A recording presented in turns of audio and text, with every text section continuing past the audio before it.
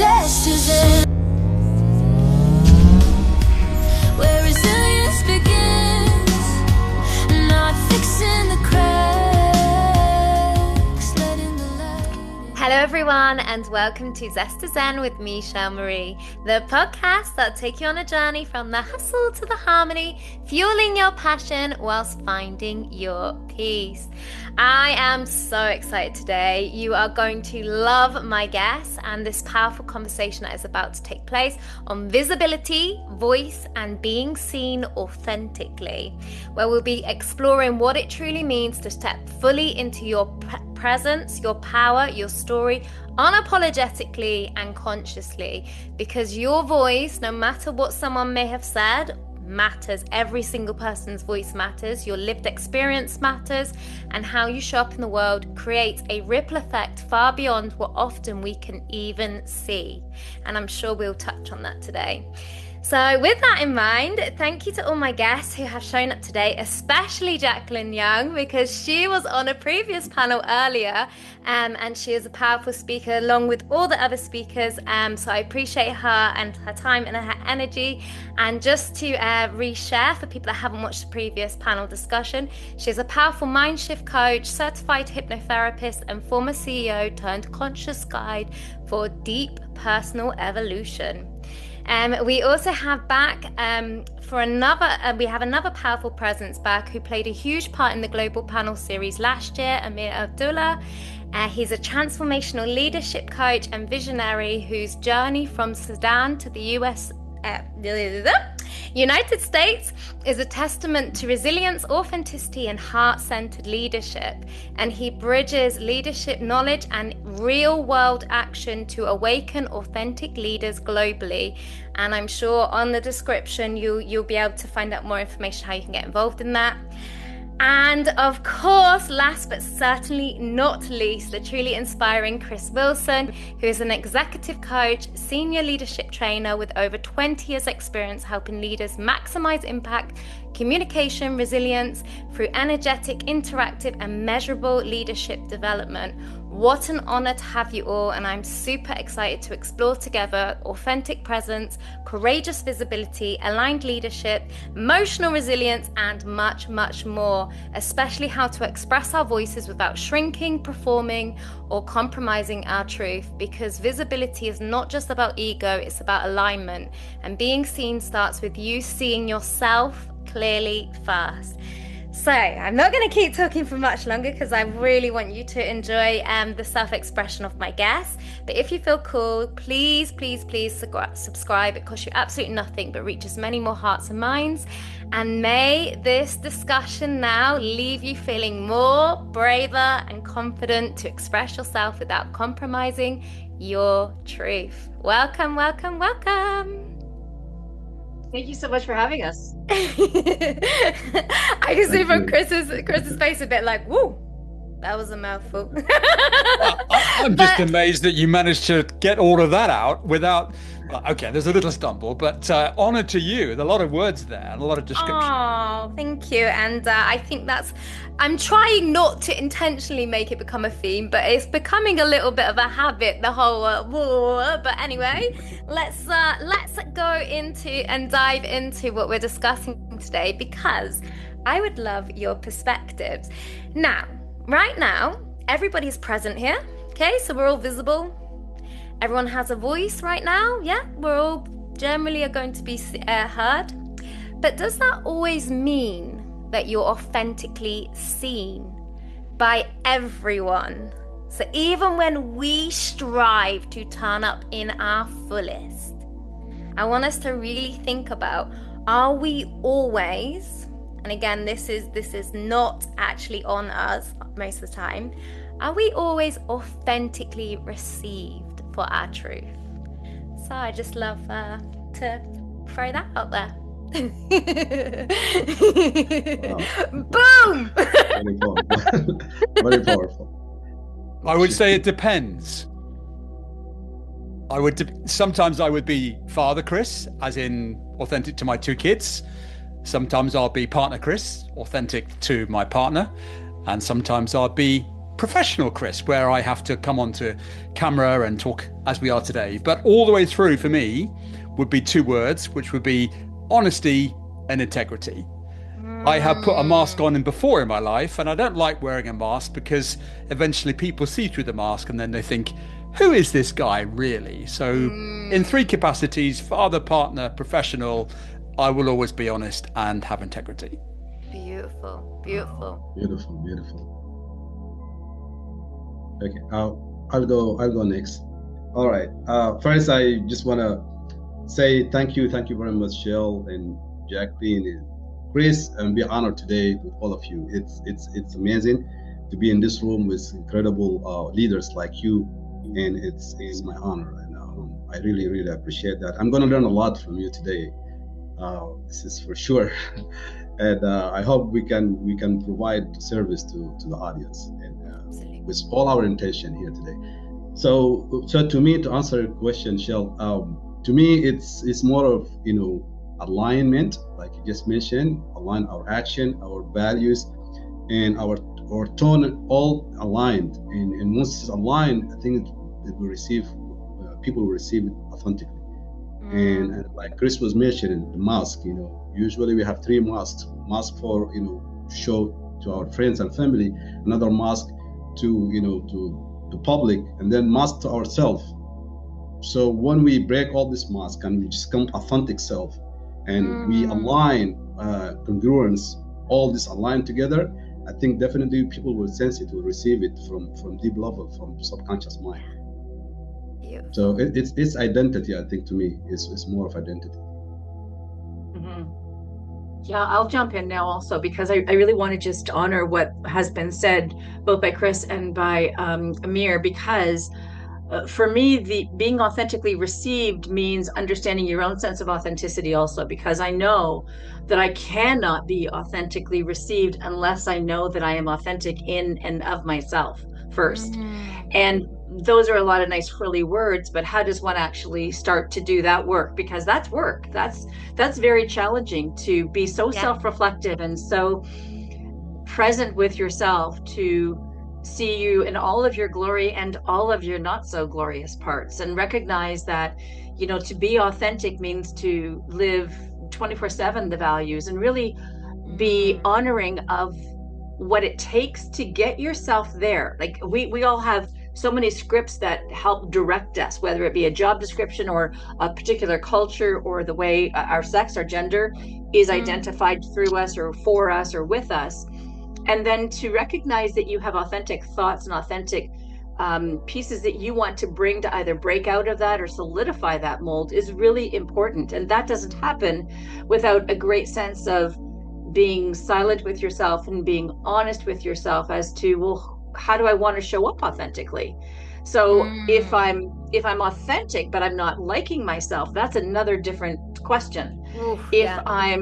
If I've done all my work and I've recognized that, not all, as we continue to do our work, then it's easier to kind of want to claim that authenticity, because it comes from having done the work. And I think only when we're comfortable in our own skin, and we're comfortable with our ideas and the way our thoughts are processed and the way we interact with other people with integrity, with confidence, with trust, and the ability to build trust, I think that's the only way you're actually going to be received authentically, because you're wearing it. Like, as you said, as Amir said also, it's that sense of alignment where everything that energetically is coming from that person just feels and oozes, every utterance, every look, the way that they present themselves, the way that they hold themselves. There isn't a sense of discalibration by being in the presence of the person. It feels like everything just kind of fits.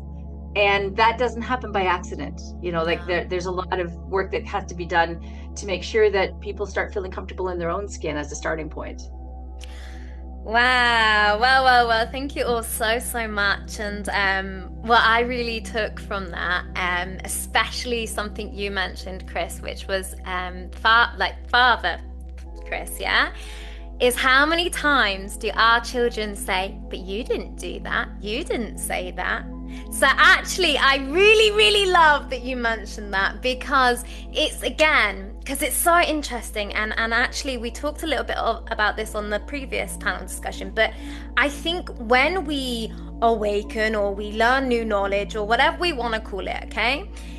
We go sometimes, and this is my personal experience, not everyone's, we sometimes go so literal the other way of, oh, authenticity, and I should be this exactly in every single situation. And I did that, and I remember writing articles on it and being like, we shouldn't have masks, like you should show up in every space, every da-da-da-da-da. But let's be realistic.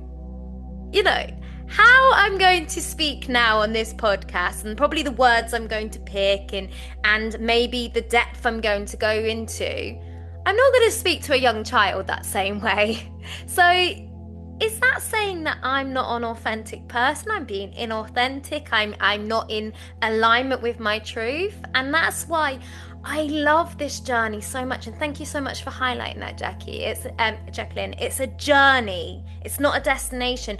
Because I think also, particularly when we are visible and we are seen and we are writing and we are expressing, not only do we have to give others grace, but we have to give ourselves grace. Because sometimes we take something literally and we run with it because we haven't fully, I think, integrated it properly. But the moment we integrate it, we realize that we have more power over it, and we get to decide how we want to use that. So can I just say though, one of the things that I'm always mindful of is what we say to our children sticks with them. Yeah. Especially in those transformative years, you were talking about the young child. And certainly from a speaking perspective, I've seen people that have been told that they have no voice, they have no right to speak, you be quiet at the table. And the role models from our caregivers or the people that we see as the standard bearers then can stay with that person for such a long period of time. Or even sometimes, because of the way that their culture works, that also says that they have to follow a particular path. They should be a professional, there should be a lawyer, there should be an engineer. And then they suddenly wake up and think, well, hang on a minute. I'm now living a life that isn't congruent to how I actually feel.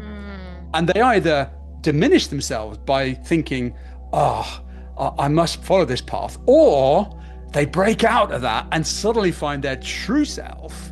And that's when you suddenly find people just going, okay, I am now Christopher whoever, and they start to break through the barriers and all the disbeliefs that they've been told. Yeah. That is when I love seeing humanity thrive. Yeah.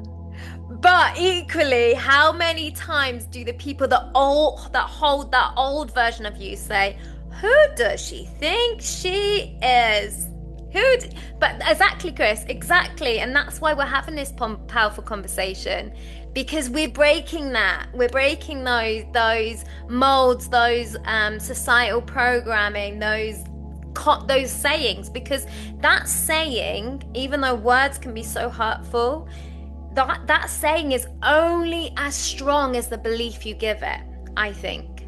So if you believe what that person says, then then you're going to be affected by it. And it's not again. I can see Jacqueline nodding. She's a mind shift coach. I nearly said something very different there. A mind shift coach. Yes, she's nodding. Go for it, Jacqueline. But I think especially when we're faced with adversity, and we will be. That's the whole part of the journey. Absolutely. Yeah, I want to just jump in here. To me, also, as you mentioned, all of you here, it's about from inside. It's not an external thing, and this is what I've been talking for a long time. It's just everything is from inside. It's nothing outside. When we do everything externally, we get this overwhelm, and we cannot be consistent every time because we rely on the outside. But when we work from inside, when we do all this internally, then you don't have to do anything. You just become yourself. You become true self, and then you don't have to think about it. You come naturally. But you need first, like Chris was saying, there is a deep work you have to do first, from inside. And once you reach that level, then you don't have to think about it. Even in your home with your children, everywhere, you'll be just yourself, and you drive that, you as authentic. And it's not about being like, vulnerable and, sharing all this, but no, just you. Everybody will see you as same, like, when there's obstacles, when there's, you're happy all the time, you're consistent. This compound. And this is why I say in identity shift, when you change your identity, you work on it, then everything will come natural, become easier. Beautiful. Yeah, I think that we've all been around people that we can recognize the inauthenticity because they will switch gears. So it's not that their language changes, but their messaging or their sense of integrity changes. And I'm coming full circle back to what you were saying, Chris, because that's really like what you wear and what you honor about yourself is really what comes through. And when it feels like it's put on because of an audience. So if I'm talking to my colleagues, blah, blah, blah, and then I walk into a meeting and I kind of assume a role, but I'm not authentic in that role, that comes through in spades. And therefore, coming back full circle to your question, you're not actually going to be authentically received because you're not being authentic with yourself. You have assumed that role, what you think it should be, or perhaps you went back to the job description. I don't know. But it's also important to notice how exhausting that is. To live a life that is that lie is absolutely exhausting, because number one, you can never ground yourself in saying, okay, I really like who I'm becoming, or the role that I'm playing. I like myself in this job and how I'm understanding leadership, etc. But if you're inauthentic and that comes through, you lose people. Coming back to leadership, you simply lose people. They know they're not going to be working with someone who is living what they say. That sense of inauthenticity, not being authentic, comes through in spades. And then that's what people remember about you. They don't remember any of the messaging or what you're trying to do, or they remember how you made them feel confused. Yes. Absolutely. Well, that's just quickly, because I want you to continue, Amir. But that's immediately what I'm getting. Sorry, I'm just going to let D'Angelo in because, sorry, our fifth speaker.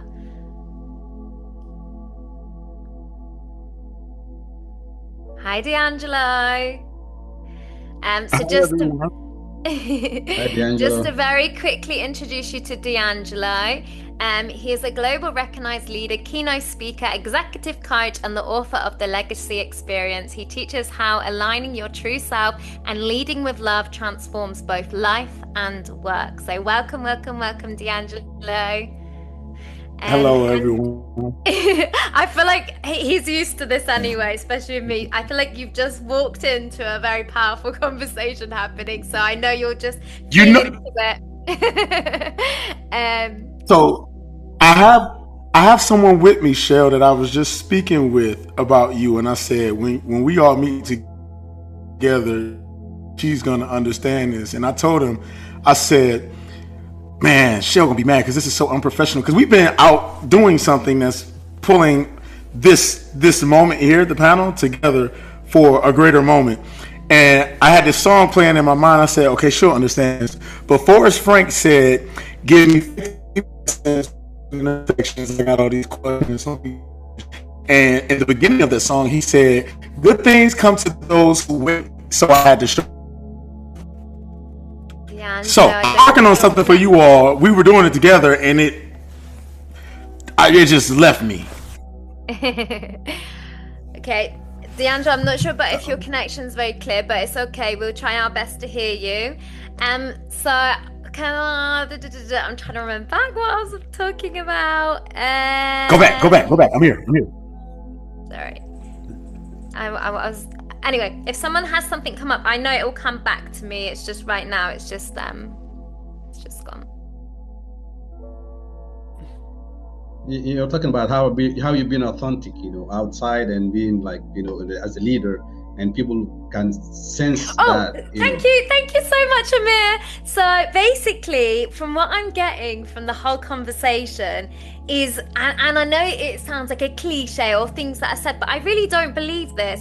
And obviously, what we believe, becomes our reality, I think. So what I'm hearing is, yes, we have those words, we have those intentions, we stand in our truth, we write what we write, but really it's what someone feels, it's what's felt that is the true impression.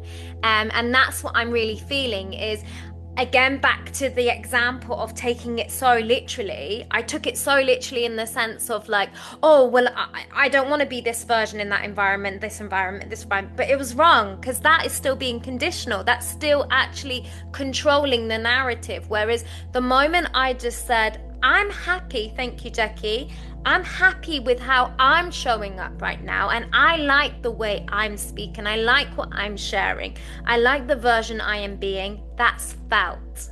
And that was, thank you, that's really, really, really powerful. So thank you so much. Yeah, Often the way it goes derailed is when you allow the ego to come into the Yes. room. And we all have Yeah. an inner ego and an inner id. And I have a lot of self-awareness from my ego. I have a name for him. I have a whole personality to him.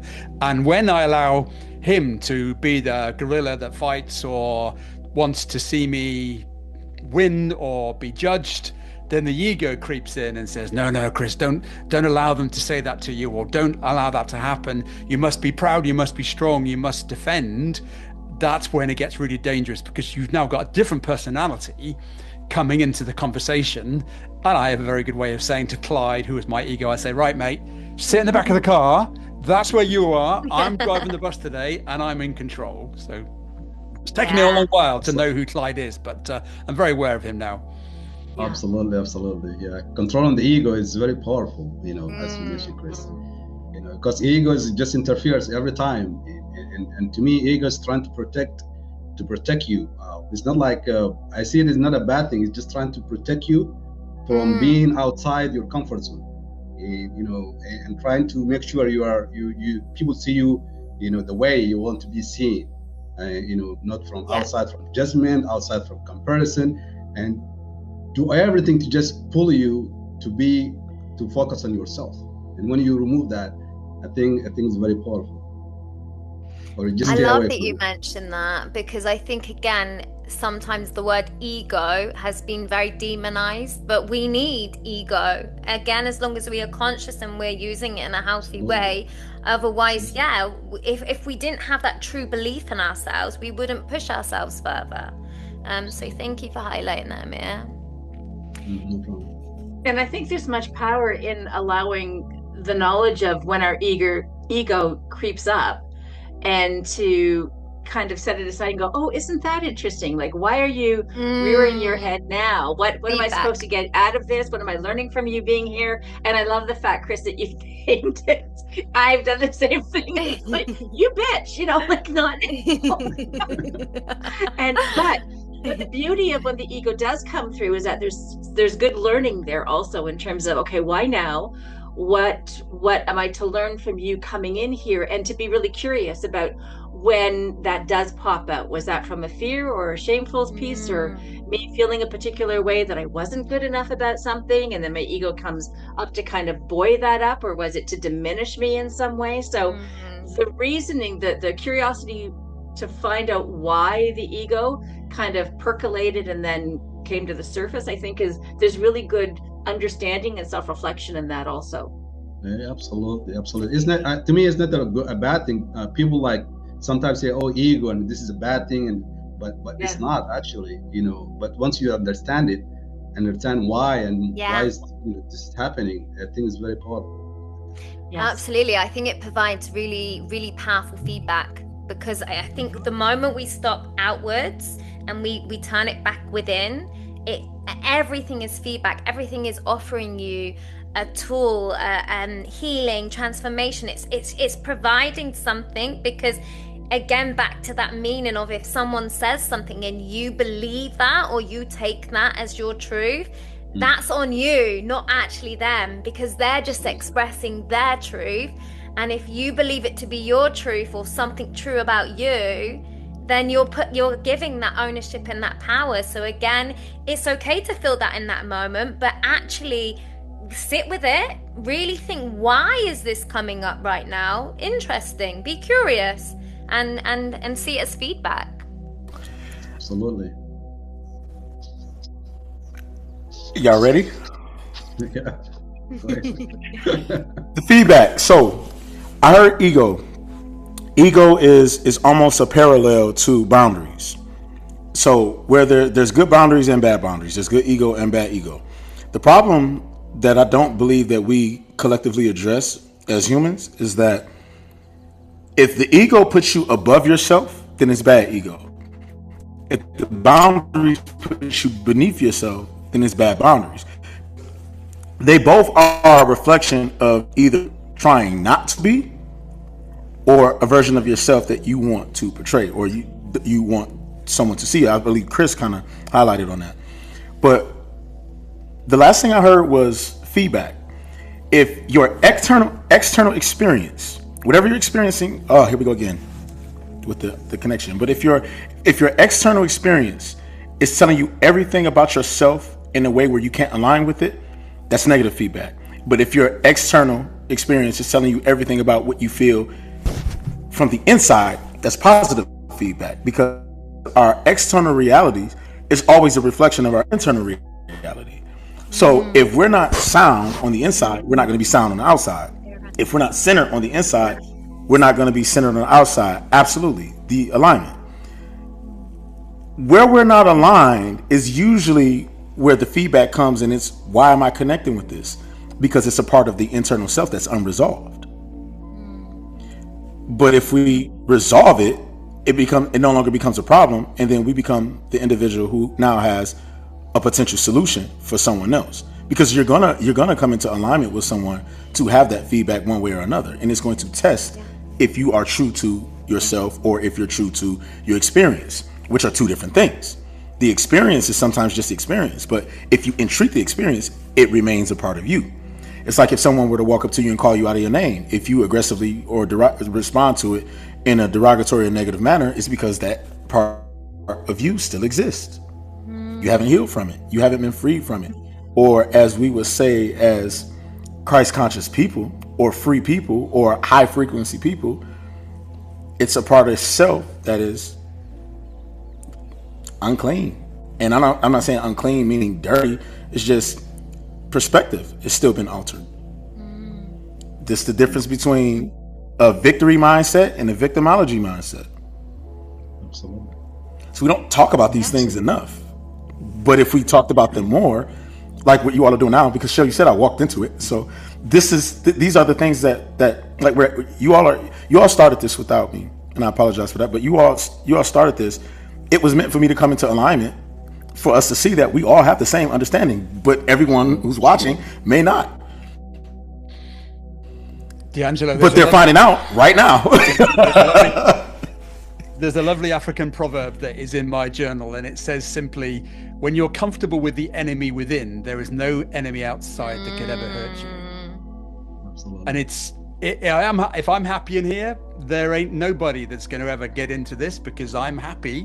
You can call me things, you can throw sticks and stones at me, but words are never going to hurt me. Yes. And I think, isn't it ironic sometimes that we were so taught not to be that way, and that's the path, that's the journey, that's the unfolding, isn't it? Is you're going to naturally, when you discover who you are at your core center, who you've always been, you're naturally, and we spoke about on this the previous one, didn't we, Jacqueline? We naturally have to have an integration process. We're not just one day going to say, oh, I see now. Oh my goodness. Right. Nope, I'm not doing this anymore. Even if we did want to, naturally those frequencies of guilt, shame, loss of identity, confusion, wanting clarity, it's a normal, natural process, whether it's a long or a short. everyone is different, but naturally that's going to happen, and that's why we were talking about sometimes when we only celebrate or speak about the version of us right now, it doesn't always help people integrate and know. And again, we all have a very different journey and process, but I mean, sometimes like when we watch these highly successful people and they're multi-millionaires and they have this and they have this and they say, I wrote this 365 times and I did it for this many days. You don't know the full in and out of, is that literally all they done? Maybe they believed it that much that it did work for them, but you're not that same person. And if you truly don't believe that, it goes back to the matrix of the pills. If you truly don't believe that, then you're going to have a reflection of that in your reality, and equally those key people are going to come in to reflect that to you, and those experiences are going to come in, and that's okay. We have to be kind and graceful to ourselves.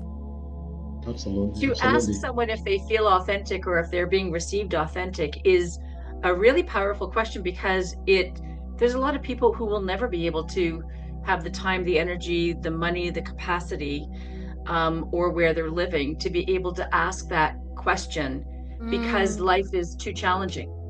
You know, it really is a question that kind of, it can come to anybody, but there's some people that will have a challenging time even stopping in the life that they're living, because the life that they're living does not necessarily allow for self-reflection because of everything that's coming at them at a particular time. And I think that I'm just stating that because of what you just said, Shel, in terms of, you know, like it's one thing to read something and say, oh, okay, that's all I have to do and I'll get to authenticity. There's some people that will live their entire life in an arena whereby that luxury of asking, are you authentic or are you authentically received, never comes into their livelihood. And so we have to be very careful when we're talking about these journeys, so that people can really understand how I see what that means for me in the life that I'm leading right now, you know, because it is a luxury to be able to ask that question. And I think it's important sometimes to really kind of counterbalance the work that we're all heavily involved in with the realities that quite a few people are actually living. And I really honor the fact that we are heavily involved in this work and still reflective of that as a reality. Yeah, And absolutely. I like you, Jacqueline. Yeah. Go ahead, Actually, Shel. Amir, I was really, I want you to share, but I was actually really thinking about your powerful journey and your story, because I equally think it's important for others to not then think that that's their only reality, their only life. Because I know you definitely you are a true example of someone who truly used the mind and aligned actions to really, yeah. But I love you mentioning that. Thank you, Jacqueline. Yeah, thank you, Shel, Jacqueline. And I like what you know, the angel is saying also about alignment. And to me, it's all about alignment. You know, all the time for me, every day I think, how am I aligned with every action I'm taking or not? This question just daily I'm asking myself. And once I align, I think everything just go naturally. And you just mentioned people sometimes they are not aware, and I think it's all about awareness. You know, if we are aware, we can. If we're not aware, then we just go by what we have. We go by our subconscious mind, and this is kind of a lot of influence. In culture, sometimes influence people.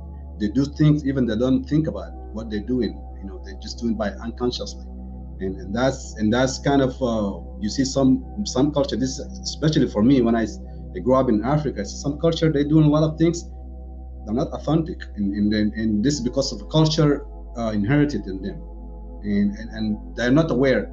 But you know, this powerful you know, transformation podcast like this and other platform that can bring awareness to people. When people get aware, then they start understanding, then they start changing themselves from inside. But you know, mentioning my journey, I was I was living in a country that like the opportunity was so, there is no opportunity at all. You know, I was a little kid and nothing there, and you know, but I was you know, I have a big dream, I have vision, and I like I said, I would just align my action, you know, from middle school, just doing things consistently. And until I reached my goal, and I didn't quit. I didn't quit at all. I reached US. I stayed, went to college consistently. Until now, I'm doing this, and I think it's very, very powerful when you align your vision with your action, and always think about that, always. So I just want to say that awareness is very powerful. Once we are aware, then we can do things. If we are not aware, then nothing will happen. Is it easy? No. We talked about that again, Jacqueline. But actually, if you, I just think it's really important for people to know you can. Absolutely. And even when, like, I think the stories and narratives, as I think is a step number one, is really think about the things you're telling yourself, because ultimately, if I even goals that I've achieved, if I told myself a very different narrative, would I have achieved them? I don't know. Probably not. So. But you mentioned believe, like you just mentioned several times. I think it's the key. Once you believe on it, 100% from inside, it will achieve. There's no doubt about that. That's what I believe.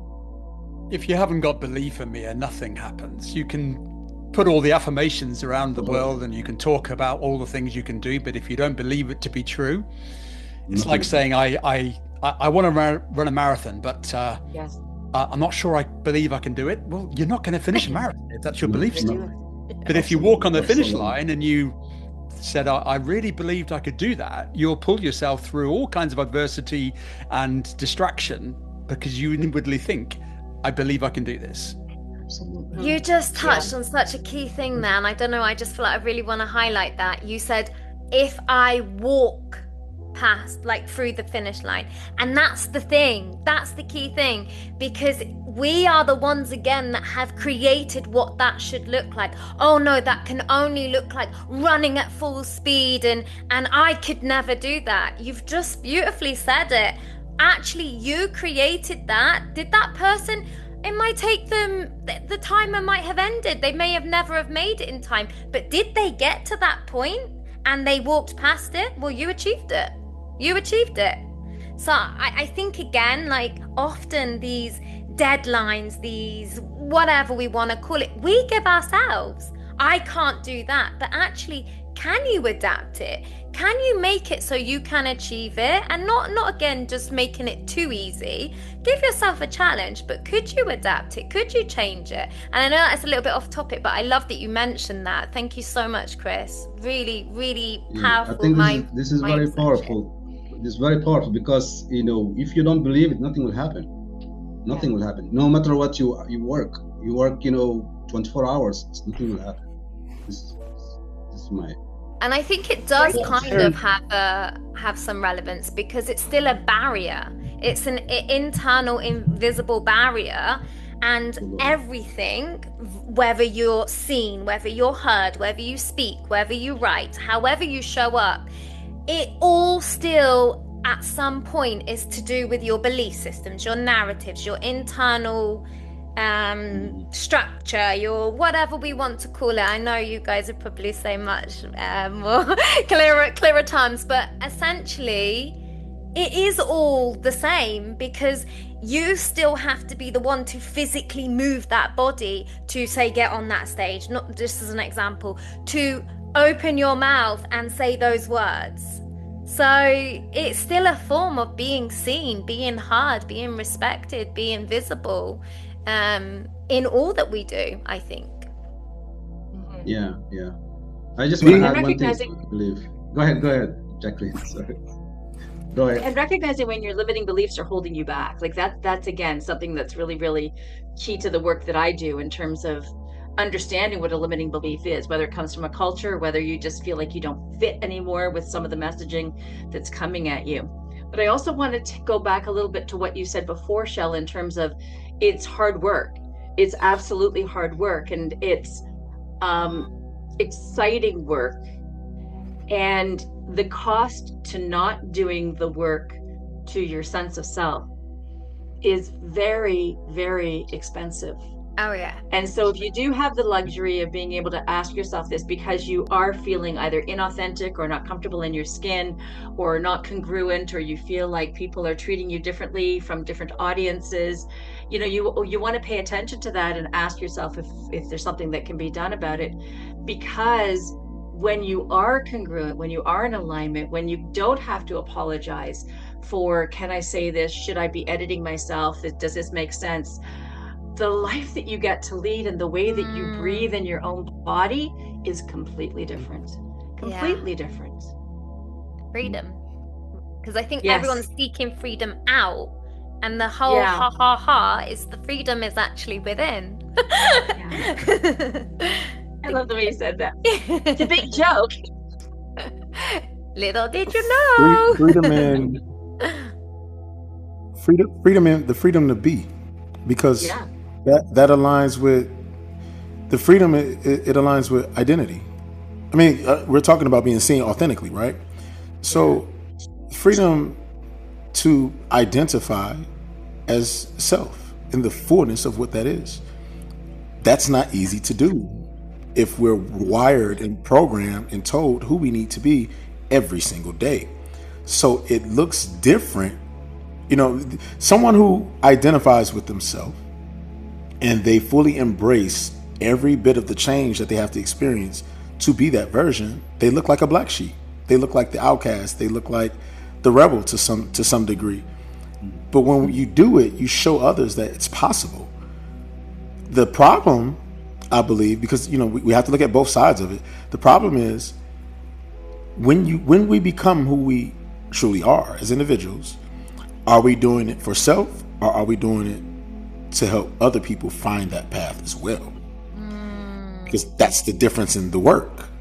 Because to do it for self, it's easy because now you're satisfying all of your worldly or heart's desires based on the reward of becoming self. But if the reward of becoming self just leads you to a more grand version of self, you lose the people because you're no longer relatable. So you no longer look like someone who has fulfilled identity.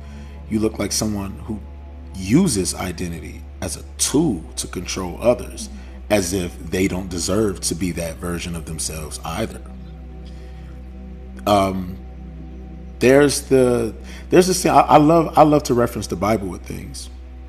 And in the Bible it says, faith is the substance of things hoped for and the evidence of things unseen. So there's a comma in between those two clauses to suggest that we can believe in something and strive towards it and receive the outcome, or we can believe that an outcome is going to manifest or happen in front of us. But the process and how we get there is different. And then there's a decision that needs to be made at the end. Do we undo the work and have to start all over, drained, or do we embrace the work and enjoy it going forward for the rest of our lives? And the reason why I say that is because, or the reason why I ask that question is because we can believe, but are we believing to be, or are we believing to see? Or be Yeah, seen. one and two. Yeah. So if we're believing to see, that's a completely different experience. If we're believing to be, that's the freedom. Because seeing it is just believing that it's possible, but being it is creating possibilities. Absolutely. Yeah. Absolutely. Powerful. Yeah. I just want to thank you, Dr. D'Angelo. You mentioned something I just was trying to talk about it a few minutes ago about, you shifting your mind from being you and being on service.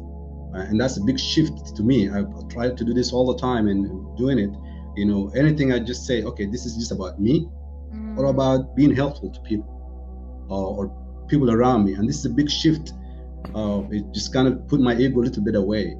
And when we think about that, I think we come authentically, because here we are coming into service, so we don't have to focus on ourselves anymore. It's about them, not about me. It's about how I'm going to help this person in front of me. So I don't think about how I show up. I don't think about how I dress. I don't think about anything. How I talk, how people going to perceive me, how people going to judge me. I'm just here for help. I don't care.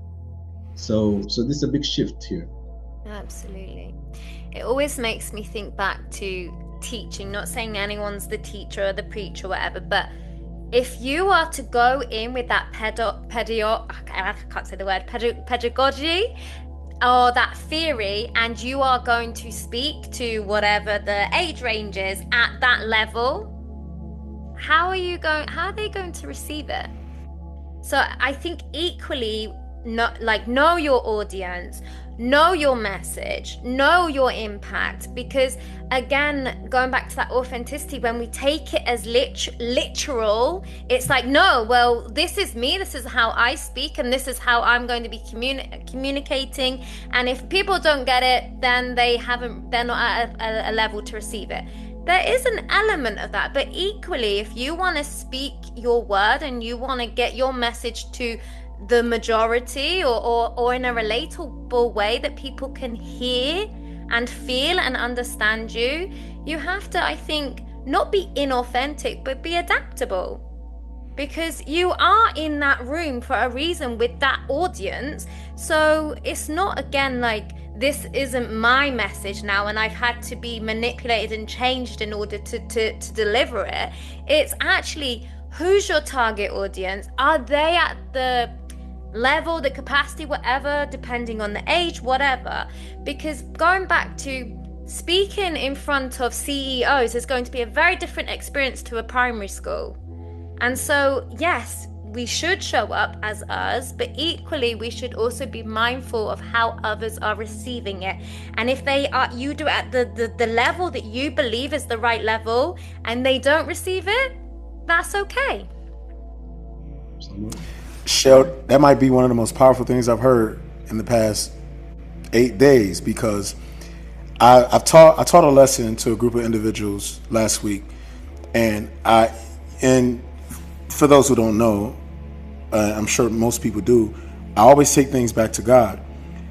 We always want to know the why. So we ask the why. And when we ask the why, we get the what. And when we get the what, we ask the how. So we know why. And now, once we know why, we have the what. Once we have the what, we need to know how to use the what effectively. So, Shel, what you're saying is the high frequency thing and alluding to this simple point. If we're authentically being ourselves every moment as individuals, we should be able to understand exactly why we're aligning in that moment, because there's something happening in the room that is specifically for you, so that you can go to the next level, to continue to be authentic, to continue to be rather than to sing, to be rather than to sing, to actually be it. Because when you be it, your identity gets revealed to you. Because everyone is experiencing who they are and don't know what everyone else's experience is around them. But they're experiencing you in the moment, the same way you're experiencing them. And it may seem like it's just chaos and everything is just, but no, everyone's there experiencing you. How can you twist the room for people to understand you have something to offer everyone in the room that could change their life? Just by simply being authentic. Authenticity sells, and sales are based on a need of a solution or a need for a solution.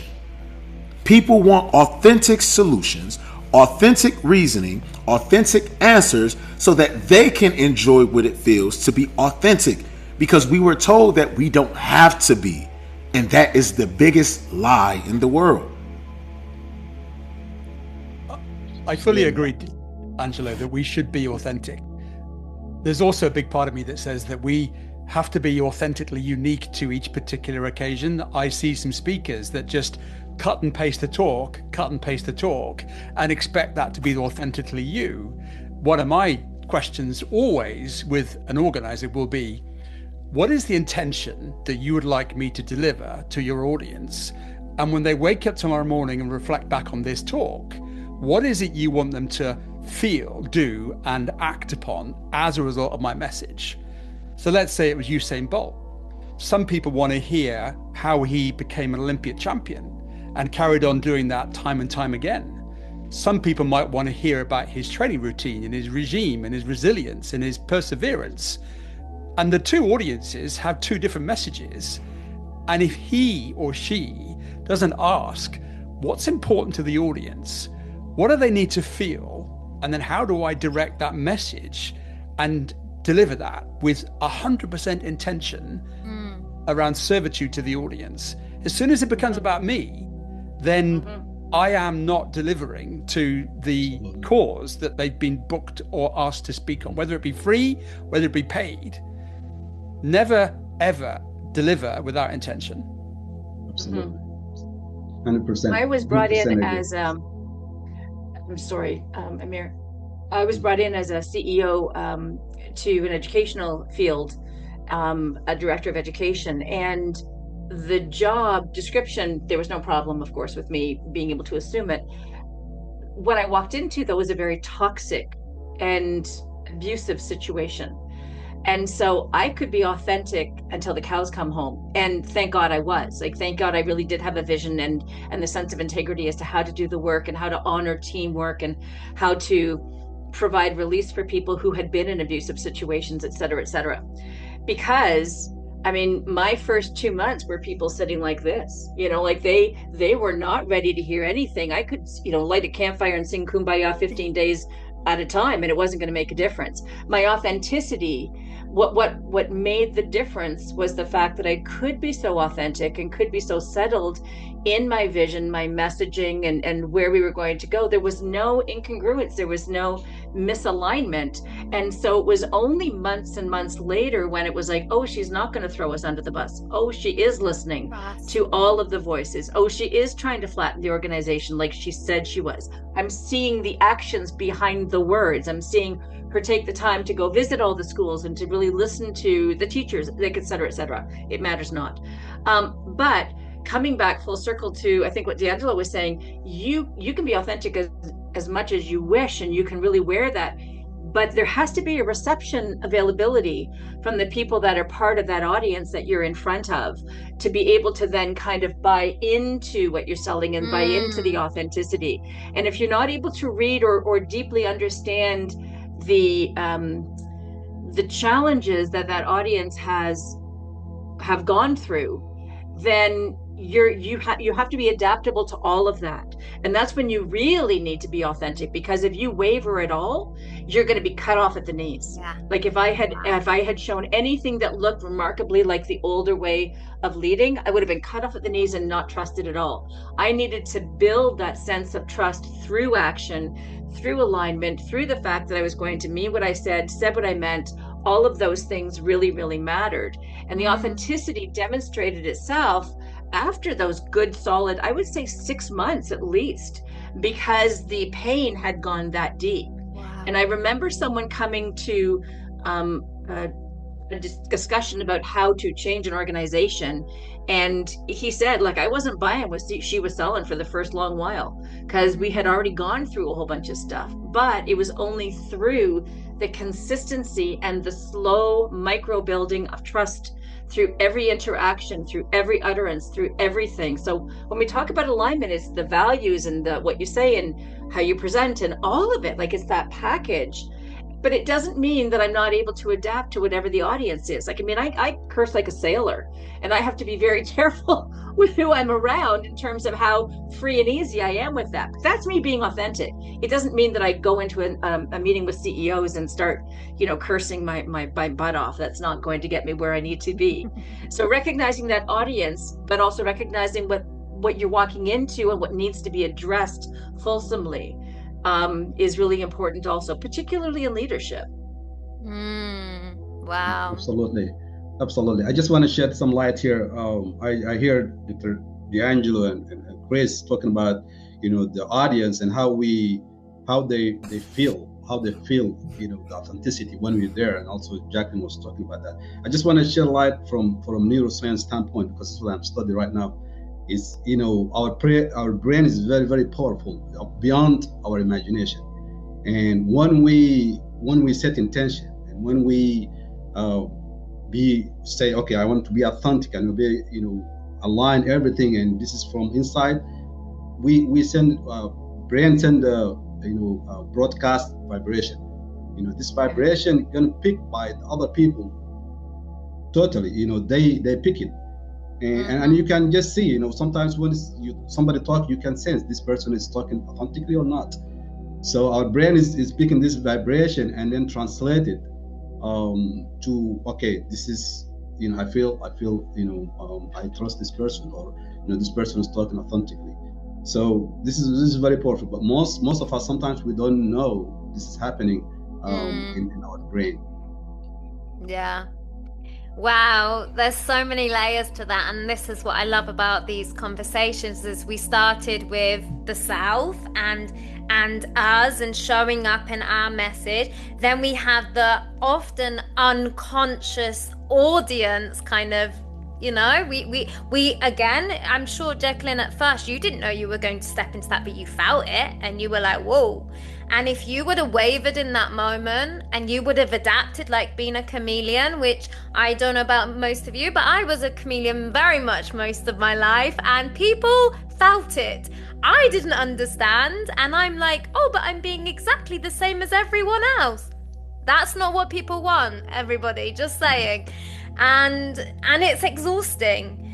But I think these are really powerful points. And even with what you mentioned, Chris, especially when you go to seek someone's support or writing something, you still have to really integrate it and go back to self. And are these the words I would use?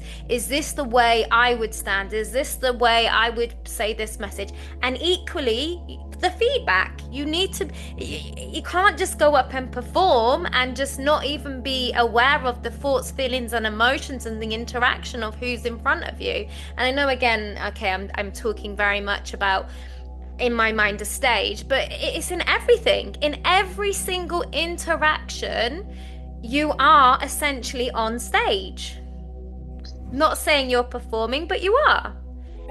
There's feedback constantly happening around the environment, the people, everything. Even people that are not even a part of the conversation are energetically involved in everything happening. Have we all heard of the Brené Brown marble jar metaphor?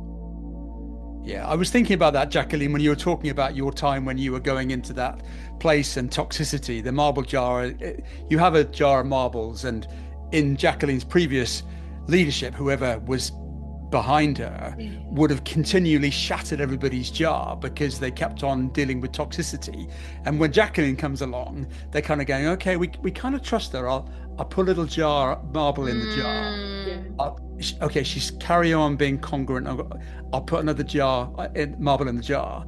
And they carry on stacking these marbles up. But as soon as Jacqueline broke her authentic mask and said, and suddenly, as soon as she jumped down somebody's throat, that's it. Smashed the jar, marbles all over the floor, and straight back to the start again. It's a great way of visualizing what trust is that you have to trust it over time. Yeah. And more than your role in that, imagine how much you changed their perceptions on trusting a stranger, because they had that, here we go again, another one, and but I like what you said, that wasn't a one stand up and do a show and impress them. That was, and you didn't even know that was going to be what was going to happen. And that's why when I kind of did. But you see what I mean? But when you are truly in your, again, adapting, but your authenticity, and you believe you are showing up as you will only have consistency, because you're showing up to that audience, to that reaction. So it's not saying, okay, in this situation I'm going to be this and I will always be this. It's saying that you adapted to the audience, to the situation that you were in, and that's why you were authentic and consistent, because you were the same every single time, and you probably adapted with the movement of the people, so to naturally progress. And that's Absolutely. why. And so that isn't exhausting. Shel, I think it's more of like, drive by your subconscious mind. When you do this identity shift and internally, You don't have to think about it. It's come from the subconscious mind. You do it just naturally. You don't think about it. So, but it takes time to do that. It takes a lot of effort to move it to the subconscious mind. And once you do that, then you are free. Yeah. Wow. If people can talk about you and recognize the hills that you would die on, then you're in alignment. Like when you know that you have a number of different audiences that you are in front of, but they all can speak to how you present yourself. And again, like I'm going to repeat it, the hills that you'll die on, that's really important for people to recognize that aspect of your authenticity. Because if that's in question, I don't know how anyone is supposed to figure out how you are. How do you mean by the hill you die on? Sorry, I'm misconstruing that. No problem at all. For me, the people that I know that I was working with in education know that my very first question is going to be about kids and about families. They always know that my very first inclination is not about our staff feeling okay. It's going to be, let's figure out what's going on with the child first, and then with the family situation. Do we have enough information about what's going on in that child's world, so we can figure out our next step specific to that child? And then as an educational milieu, we figure out our next steps around that, regardless of policy and procedure, regardless of what we think are our drivers, because our driver is always going to be what's best for that child. So that's the hill that my staff really quickly recognized. That's the hill I'm going to drive on, not policy and procedure. I'm going to die on the hill of how are we servicing that child. It goes to the heart center, the people center, whereas there's so much of and that's often, and I'm sure we've all had that, of there's so many ways that everybody kind of almost knows that, why are we not doing it this way? But no, we must. And so I really respect you for addressing that, Jacqueline, because I think, when we have our own businesses and we have that more like we can take charge of the way we're implementing and integrating and showing up, it is a very different conversation. And then there are people, and I think that literally 360s back to what you said, Jacqueline, about not just environment, not just culture, not just whatever. Actually, some people are stuck in policies, procedures, and structures. And I know that's gone a little tiny bit off, but I think it was just really powerful what you just mentioned. Thank you. And then conversely, what happens is that people see that and they recognize that if they have an issue, the same energy, like as a staff member, as one of my staff, even that at the upper pieces, if anything was happening within their worlds, that had the same energy. So one was never at the expense of the other. It's not like a teacher never had any say and that the kid ruled. That's not what I'm saying at all. It's really about, like, are we understanding everything that we need to, and then what do I need to now understand about your world? Where's the misstep, or how are we not kind of in alignment, etc. But people knew that they would have voice, that they would be heard, that their impressions and what they had to say mattered. And again, like if knowing, like, that's why I think it's so important when you are a speaker or that you're presenting yourself, that people need to know what they're going to say about you when you get off that stage. You need to know exactly what you're leaving them with in terms of that authenticity. And it's not because you're slick or charismatic. It's because everything that you said was built on a sense of an authentic and a value-driven message, and that you were wearing that with integrity, so that every utterance that you have comes back to that sense of, like, it's a solid foundation. Like, it's immovable. Yeah, I agree. That's so powerful, because if you think about it, you can go on and you can make all the promises in the world, but people are going to remember your word. And so even in that moment, you might make them feel incredible, do the best talk, get all these subscribers, get all these likes, but if you haven't followed through and you cannot keep up that, let's just say, performance, that's going back to the authenticity as well, because it's naturally going to follow you. So yeah, it's going back to that. If you are what Amir says, if you know you and you know your message and you know your direction and what you're wanting to achieve, you don't need to think about it. You're going to be consistent. You're going to be authentic, if you want to call that, because you are being and delivering and doing what you have planned to do. Does that change? Absolutely. But you would be on top of that as well, and you would naturally move, and your voice would change, your message would change, and things would naturally progress. So I think that's really powerful. Thank you. All right, well, I'll throw us all under the bus on this one. With the advent of AI, how do we carry on being authentic when everybody's taking shortcuts? But do you feel that? I don't know about you, but I feel that. And it's not downplaying AI. AI is a movement and it's coming, and get with it, everybody. Equally, how are you using it? And that's the thing, everything is an exchange.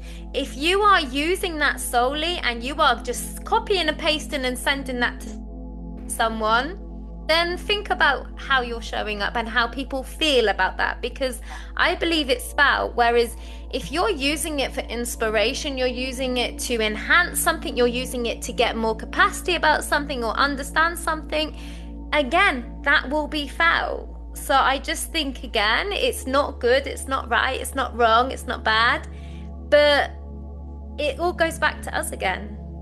How are we engaging with it? Yeah, absolutely. Chris, what was your thought process behind that question? Yeah. Well, I know some people who advocate, we can use AI now, I can not go with all coaches. And humanity, we just love a shortcut, whatever it is in life. If there's a quick way to get 6-minute abs, we'll do 6-minute abs more than 12-minute abs. If there's a quick way to lose weight, we'll take Ozempic or Najaro. We just love shortcuts. Yeah. And if there's a way to make my message sound better or more sizzly because the AI says this is the way to do it, unfortunately, that's what humans do. We love the path of least resistance. Yeah. I just want to go back to answer your question, Chris. This is to me all external. AI is external. It's a tool, right? We're using it as other things. But again, you come back to yourself. What's your intention? What you want to do, and how this you're going to deliver it, and people sense it. As we mentioned, you broadcast all this, and people sense it. It doesn't matter. You use AI or use whatever tools. I think that authenticity, it's felt by people. And that's how I see it. So it's, to me, AI, we use it as a tool, and some people argue here and there, but it's a tool based on what you use it. Like Shel was mentioning, if you want to use it this way or use it that way, but people will feel it. How you use it, people will feel it, definitely. Yeah. And I think we know, obviously, it's here. I'm sure it's here to stay. But we have to think about tools and resources and people.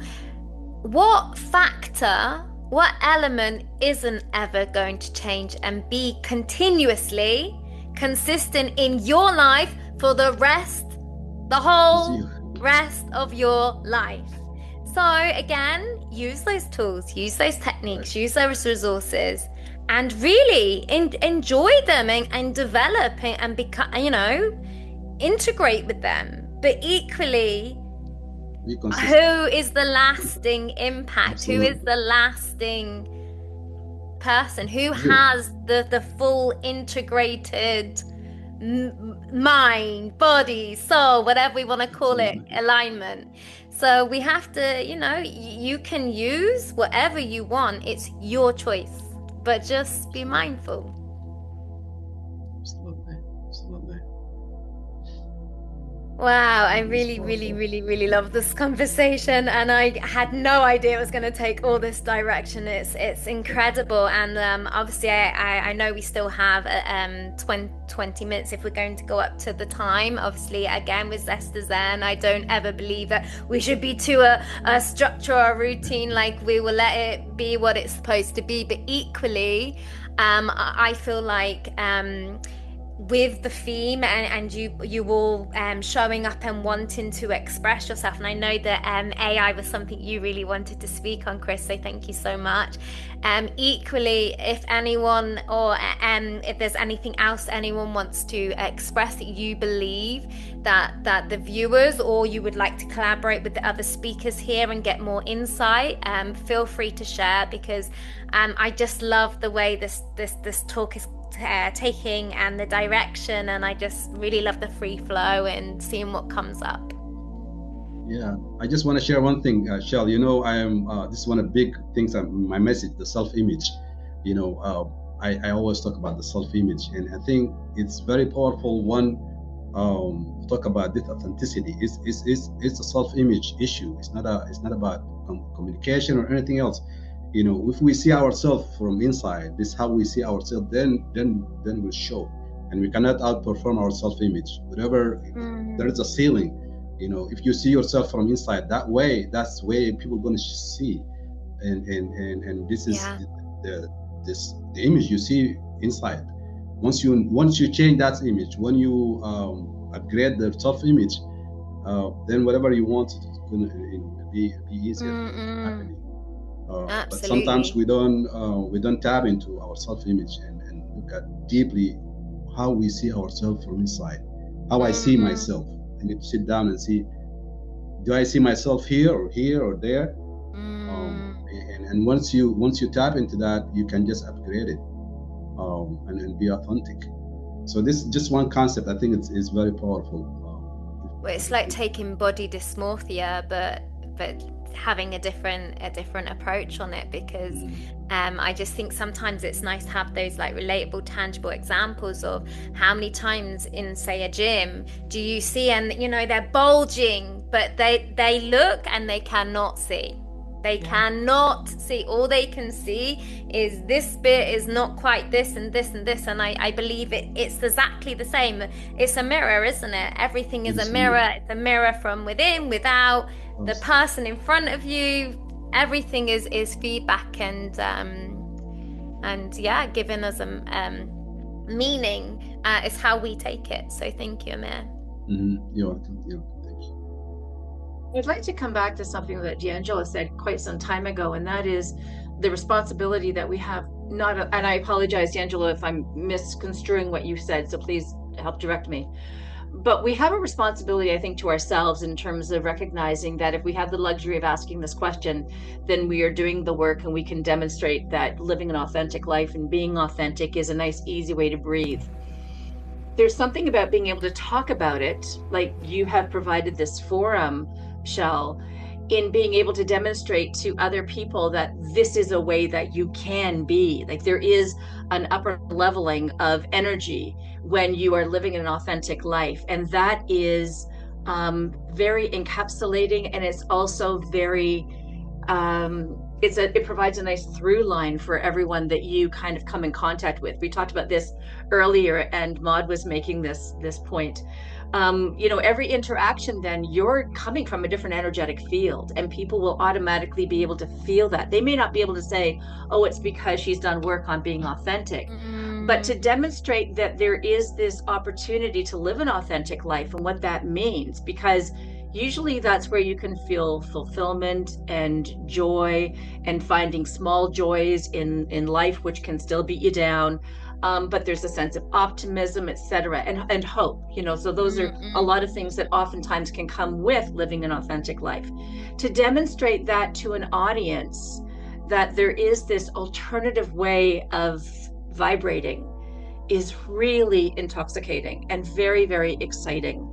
And I think that that's where we, like you're doing, Shel, are able to provide a movement, an opportunity of something that feels alternative to all the onslaught of everything else that seems to be coming right now at everyone, wherever you live. To recognize that, I can actually stop for a second, make a conscious choice, and figure out what I want to do with what's happening and how I can take my own first steps into that. Talking about what we do, talking about it as a journey, recognizing that no one went from 0 to 60 overnight. I think that these are very powerful, powerful messages. and to recognize that we are here to live a life of joy. We really are. Yeah. So how do we kind of help people find that through way if they're feeling lost? And one of the ways is to live an authentic life. So I just wanted to take a moment and really say thank you for your platform, because us talking about it is going to certainly elevate everything also around us in terms of the listeners, and recognizing there is an option. Thank you so much, Jacqueline. Absolutely. I really appreciate your words, and I also I would just like to express like my own take on that as well, of when you have been which most of us have, told this certain way, believed this certain way, thought this certain way.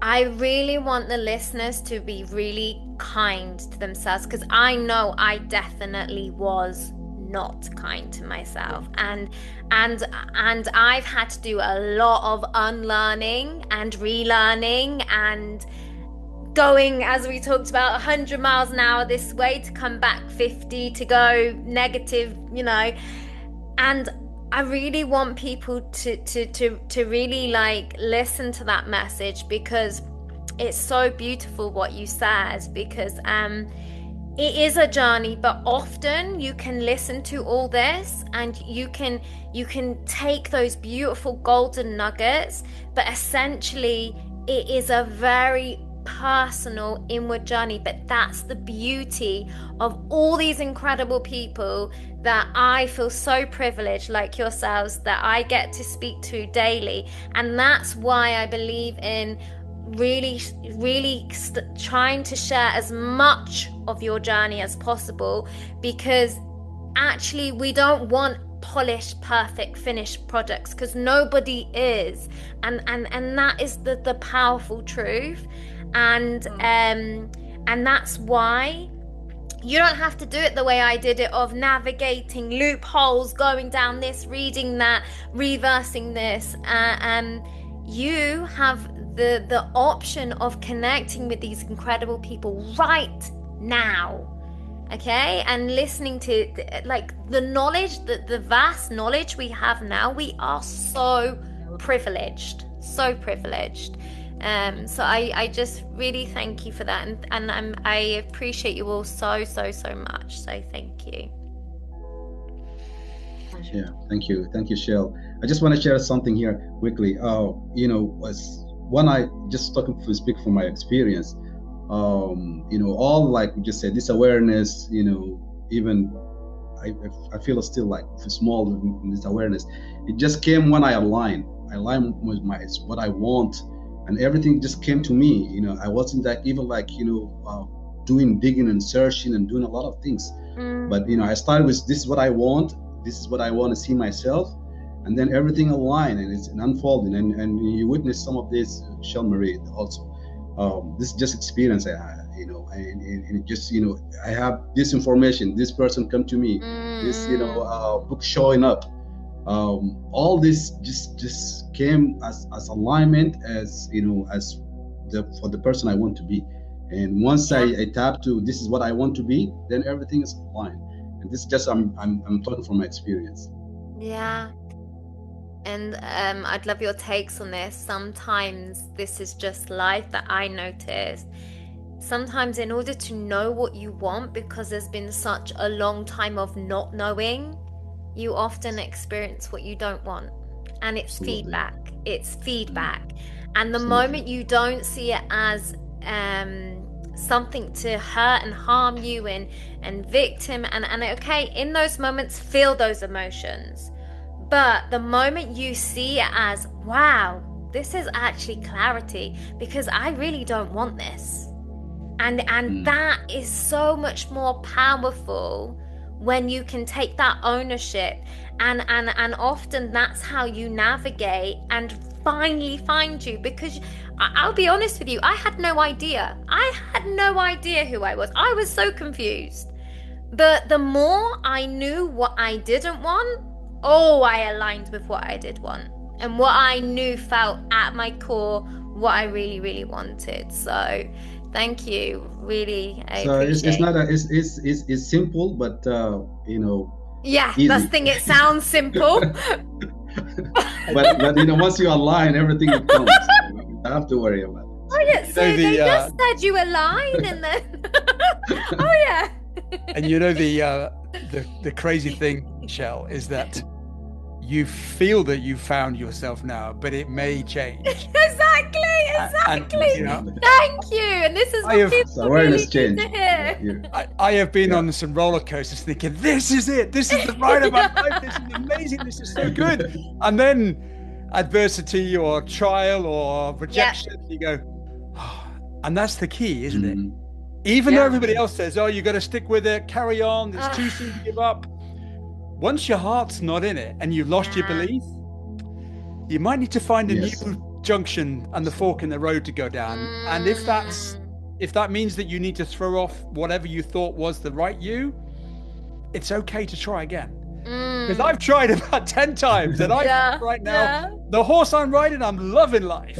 Yeah. But in 3 years' time, Absolutely. And I think that so beautifully comes to visibility, because when we are seen, we are heard, it's documented, and now this is my brand and blah blah blah blah, we become, oh gosh, I can't change that now, I can't now say that because I said that. No, you absolutely can.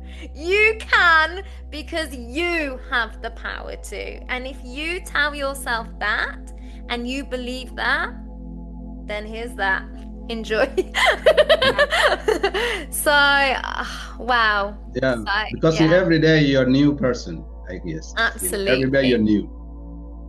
Absolutely. And that's why I love that we've really talked about authenticity, because then someone be like, oh, but authenticity and no, this is the mind-boggling thing, is we look at the definition and we're like, oh, so literal, it's that. No, we are people. If we are not growing, we are not expanding, we are not stretching ourselves out of our comfort zones, why continue? Why keep evolving? Why keep having, higher ambitions or whatever it is you want? Even people that say, no, I'm very happy, they're still at some point in their life pushing themselves to do something, to be a better mother, to be a kinder friend. People are still working on something, and we change, like what you said, Chris. Life-altering change, unfortunately a medical thing could come in, something could happen to a loved one. We never ever know, and we never know how that will affect us, and how something we once believed shifts, it changes. Yes. Absolutely. You know, Shel, 3 years ago, I never imagined I'm going to be in this room with all of you, incredible people like you. It was not in my mind at all. And see who I am right now, so it's very powerful. My heart right now is so full. What a really beautiful, powerful conversation, and I'm so thankful to you all. And I know there's so much more we could have, different directions we could have gone in and dived into, and that's the beauty, and that's why I love just the structure but no structure. And I'm just so thankful to you all for trusting and believing in this idea, if we want to call it vision, that I had, and believing in it and feeling called to share your powerful voices and presences, and it's really truly because of you that this happens, because without you it would just be me sitting here talking, and I'm sure people are not going to want to sit and listen to that. So really, thank you.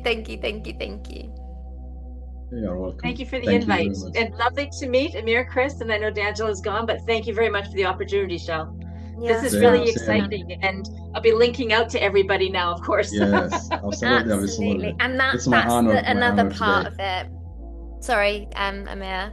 But I will just say thank you, Shel. Thank you, Jacqueline and Chris. It's my honor to be with you today, and I learned a lot. Thank you very much. I'll be connected. And you too, obviously, Amir, as well. I ask you to stay safe in terms of where you are in the world at the moment as well. Yeah. And Thank you. Thank you very Jacqueline, much. it's beautiful to see you today. And we will link in, I'm sure. Yes, Absolutely, absolutely. And Thank you, for everyone. anyone listening, share some love and help reach many more hearts and minds. And thank you for all those that are supporting us and subscribing, because it really costs you nothing but means the world. Thank you. Yeah, thank you all the audience. Thank you. Thank you, Shel. Thank you. That's the magic. That's Zest to Zen.